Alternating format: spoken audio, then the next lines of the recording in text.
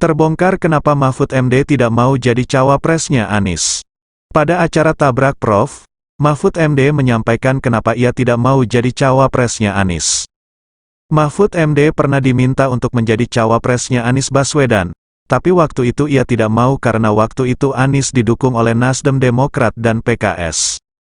Demokrat itu sudah mengancam kalau cawapresnya bukan AHY, Demokrat akan keluar dari koalisi. Jika Demokrat keluar dari koalisi maka karcisnya tidak cukup, karena harus 20%.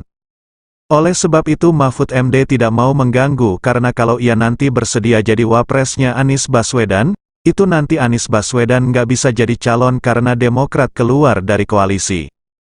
Jadi ia akan mengamankan agar Anies tetap jadi calon presiden. Kemudian Mahfud MD kenapa pilih Pak Ganjar?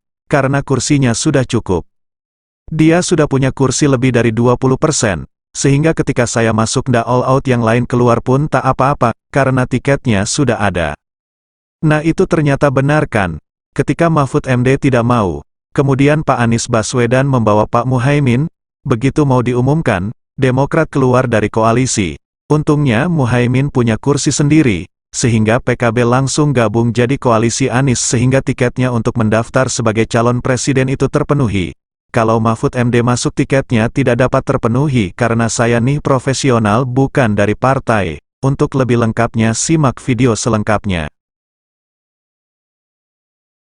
Saya pernah diminta atau dijajaki untuk diminta menjadi wapresnya Anies Baswedan. Oke.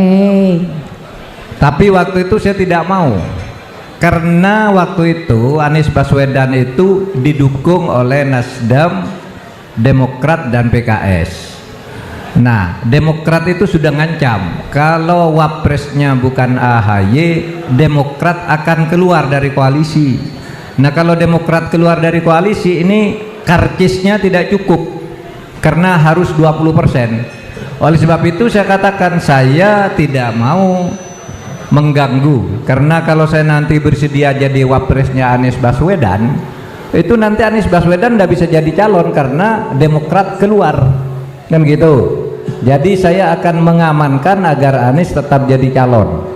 Nah itu kenapa kemudian memilih Pak Ganjar. Yang Pak Ganjar itu kursinya sudah cukup, dia sudah punya kursi lebih dari 20%, sehingga ketika saya masuk ada yang lain keluar pun tidak apa-apa karena tiketnya tuh sudah ada gitu.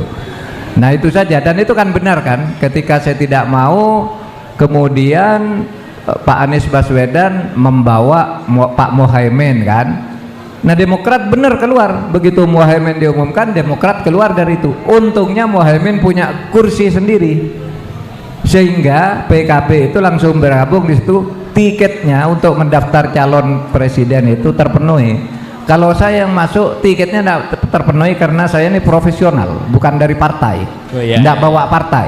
Paham ya? Paham.